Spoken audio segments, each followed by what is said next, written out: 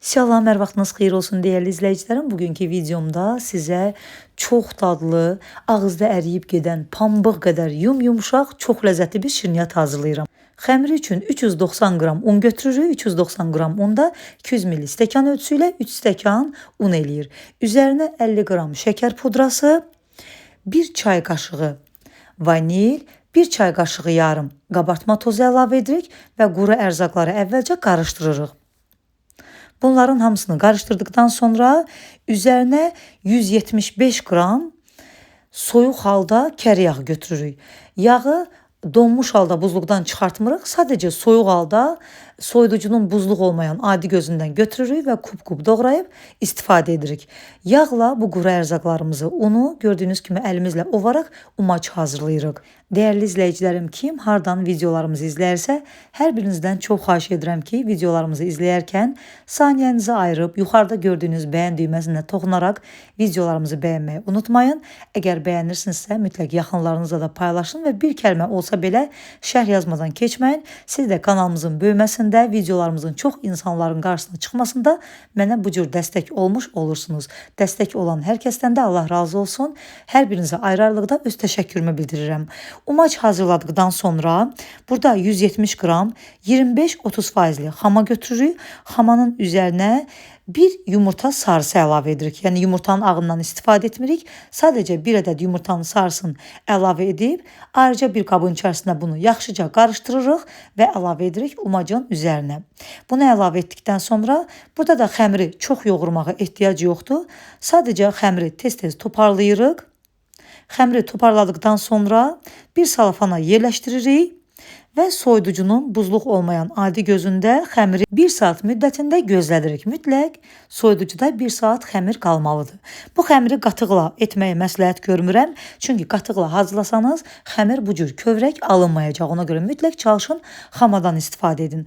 Artıq xəmiri toparladım. Qeyd etdiyim kimi çox yoğurmağa ehtiyac yoxdur. Sadəcə xəmiri toparlayırıq və bir salafanın içərisinə yerləşdirib soyuducunun qeyd etdiyim kimi buzluq olmayan adi gözündə 1 saat müddətində gözlədirik. Və bu arada da keçirik içlik hazırlamağa. İçlik üçün də bizə 700 qram alma lazımdır. Mütləq şirin almadan istifadə edin. Fərq etməz, yaşıl alma olsun, qırmızı alma olsun.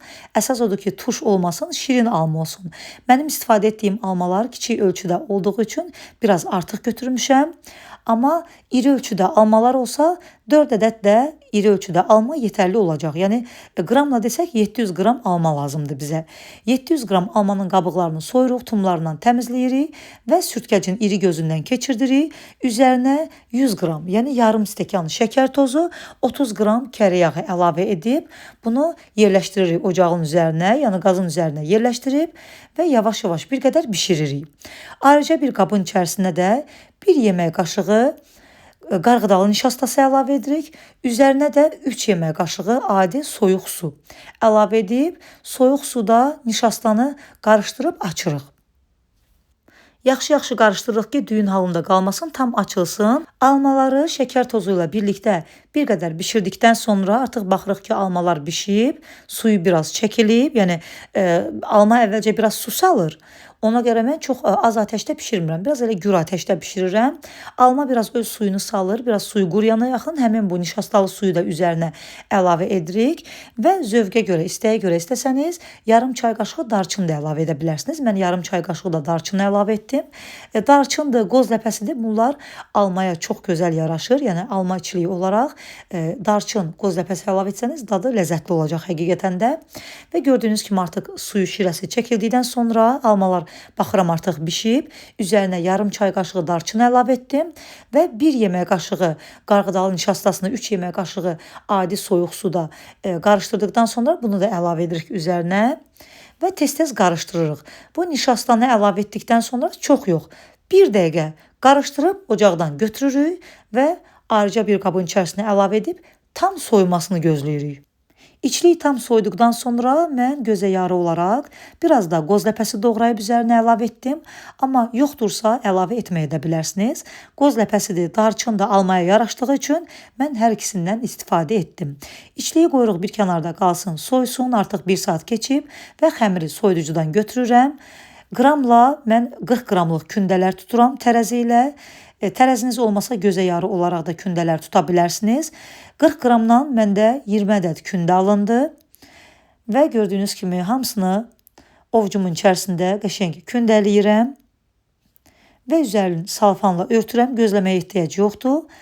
Elə bunları kündələdikdən sonra birbaşa bir-bir götürüb yayıb içlik qoyaraq başlayırıq forma verib bükməyə. Hazırlaması həm çox asandır, həm də inandırım sizi o qədər gözəl bir xəmirdir.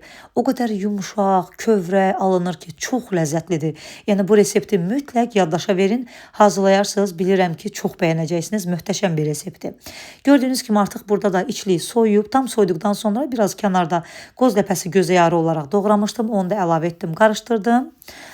Və artıq başlayıram bir-bir yayıb içlik qoymağa. Eynən şəkərburada olduğu kimi, yəni çox incə şəkildə yaymırıq. Undan da qətiyyən istifadə etmirik. Yəni undan istifadə etmədən xəmiri yayırıq. Yaydıqdan sonra xəmirin alt hissəsi ki qalır masanın üzərində, həmin alt hissəsindən içlik qoyuruq orta hissəsinə. 1 çay qaşığı yarım içlikdən istifadə etdim və rahatlıqla 20 kündən hər birinə bu içlik yetərincə çatdı. Və gördüyünüz kimi baxın kənarlarında eynən şəkərbura kimi bükürəm. Düzdür, şəkərbura xəmiri biraz bərk xəmir olduğu üçün onu daha incə şəkildə bükmək olur. Bu xəmir biraz çox yumuşaq olduğu üçün ona görə tam da olaraq sıx-sıx bükmək olmur. Amma yenə də yerləşdirdikdən sonra mütləq xəmirin kənarlarını möhkəm bağlayıb şəkərbura kimi kənarlarını bükürük və içərisində olan buxar çıxsın deyə hər birinin üzərini çəngəllə 3 yerdən deşirik. Baxın burada bir daha göstərirəm sizə.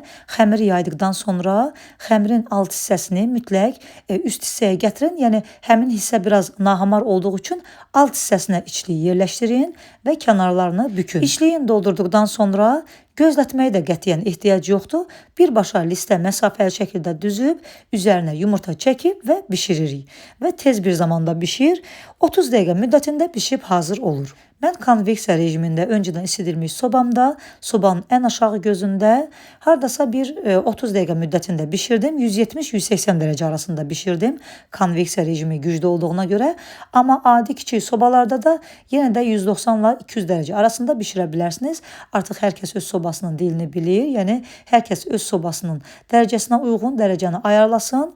25 dəqiqə müddətində də sobanızda bişə bilər. Yəni 25-30 dəqiqə müddətində tam olaraq xına kimi üzəri altı qızarır, götürürsünüz. Üzərinə çəkmək üçün də yalnız yumurta sarısından istifadə etdim. Bu dəfə yumurta sarısına qətiyyən duru yağ əlavə etmədim.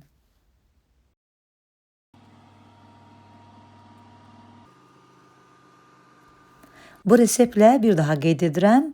20 ədəd 40 qramdan, yəni 1 list yarım şirniyyat alınır. Çox ləzzətli, dadlı, pambıq qədər yumuşaq. 2-3 gün qalsa belə yumşaqlığını itirməyən möhtəşəm bir şirniyyat alınır. Mütləq hazırlayarsınız.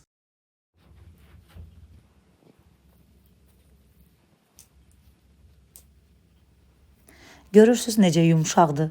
O qədər yumşaq, o qədər zərif bir xəmiri var ki, həqiqətən də möhtəşəmdir. Çox yumşaq bir xəmirdir, çox ləzzətli şirniyyatdır. Hazırlayıb yeyən hər kəsə nuş olsun. Göz haqqınızı halal edin. İnşallah yeni videolarda görüşmək ümidi ilə. Sağ olun, salamat qalın.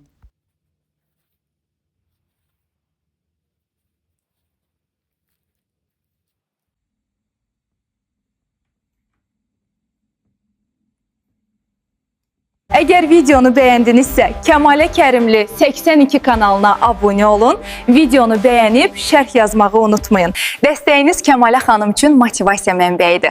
Paylaşılan videoları bəyənib şərh yazanlara öncədən təşəkkür edirik.